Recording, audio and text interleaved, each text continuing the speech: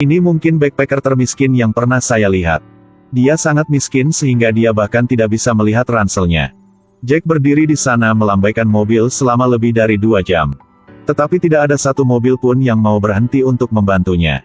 Jack kecewa, harus jalan kaki. Tiba-tiba, ada mobil di depan dia. Dia berdiri bingung di sisi jalan. Di dalam mobil, ada seorang pria dan wanita berdebat dengan keras. Jack bergegas untuk berhenti. Tentu saja tidak ada yang peduli. Dia segera membuka pintu mobil untuk menarik pria itu keluar. Tapi karena tidak tahu hubungan antara keduanya di depannya, jadi Jack tidak berani bertindak terlalu banyak. Jadi pria itu meninggalkan wanita itu, lalu pergi.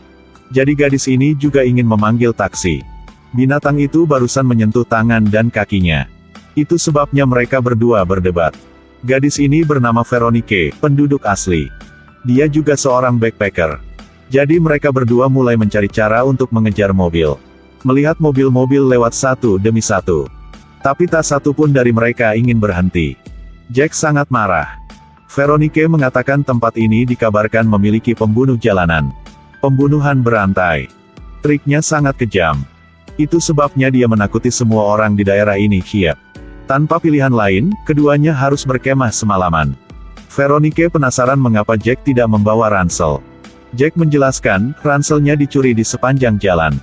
Veronique merampas paspornya. Jadi Jack adalah orang Inggris. Jack bertanya padanya, apakah kamu tidak takut aku pembunuh jalanan itu? Veronique berkata, jangan bodoh, kamu menakut-nakuti orang.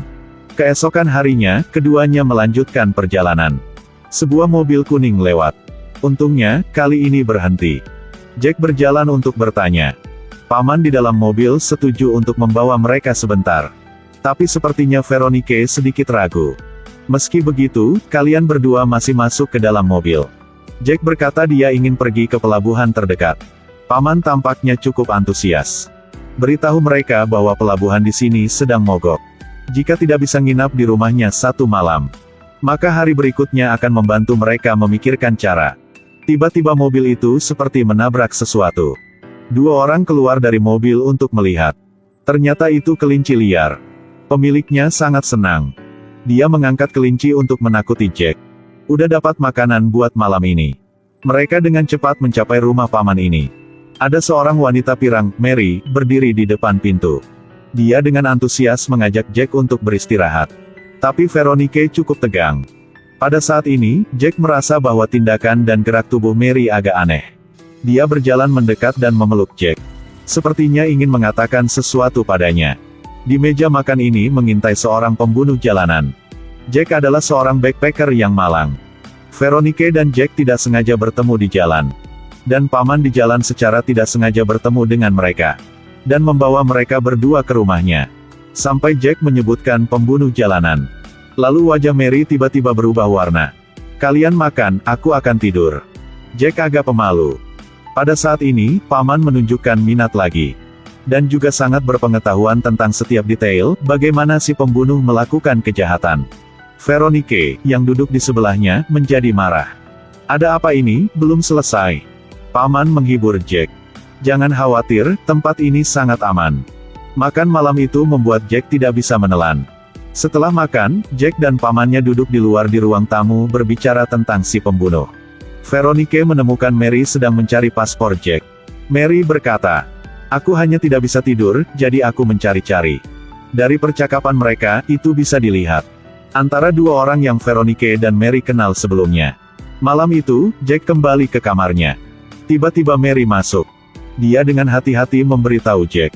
Harus mengunci pintu malam ini. Jadi Jack mengunci pintu. Dan cepat tertidur. Pada tengah malam, sebuah mobil berhenti di pinggir jalan. Seseorang menyeret tubuh ke dalam hutan. Pada saat yang sama, Jack terbangun oleh suara mobil. Jadi paman baru saja keluar dari rumah dan kembali. Di pagi hari, Jack bangun dan menemukan rumahnya kosong. Dia memasuki sebuah ruangan. Menemukan tempat ini memiliki banyak sepatu dan jarum suntik.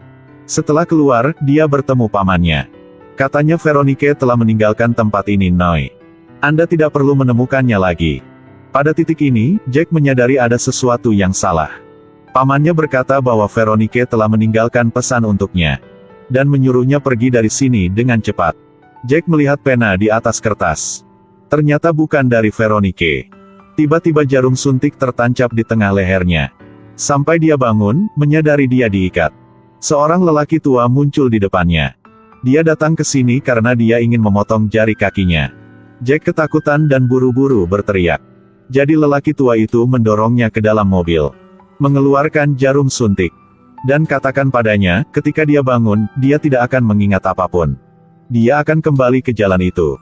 Tepat ketika lelaki tua itu hendak meletakkan jarum suntik. Lalu kompor di rumah tiba-tiba terbakar.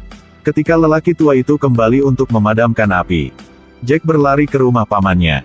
Tepat pada waktunya untuk melihat paman itu dan Mary akan pergi keluar. Sekarang, Jack memperhatikan sepatunya. Itu adalah sepatu yang dia lihat sebelum dia koma. Jelas, paman dan orang tua itu adalah kaki tangan. Jack diam-diam menyelinap ke rumah pamannya. Dia menemukan Veronique di dalam. Tiba-tiba di luar terdengar suara mobil. Jadi paman dan istrinya telah kembali. Dua orang memegang pistol. Diam-diam berdiri di depan pintu. Kemudian ambil kesempatan untuk mengendarai mobil lain. Lalu pergi. Paman dan Mary juga masuk ke mobil untuk mengejar. Kecerobohan Jack menyebabkan mobil terbalik. Jadi keduanya berlari ke sebuah peternakan. Mary dan pamannya juga mengikuti. Jack mengambil pistolnya. Dan menembaki mereka. Dua orang bersembunyi di terowongan mobil. Jack terluka parah sehingga dia jatuh. Pada saat ini, lelaki tua itu berlari. Veronique mengacungkan pistol ke arahnya. Tetapi pada saat ini dia menemukan pistol itu kosong. Orang tua itu tampak sedikit terkejut. Kemudian Veronique mengambil gergaji tangan di sebelahnya. Orang tua mematikan listrik. Jack telah selesai memuat amunisi. Ketika orang tua itu melangkah mundur. Tidak sengaja tersandung dan tertusuk tombak. Veronique mengambil pisau dan menikamnya. Pada titik ini, paman dan Mary telah mengejar ke tempat itu. Nonton sampai sini.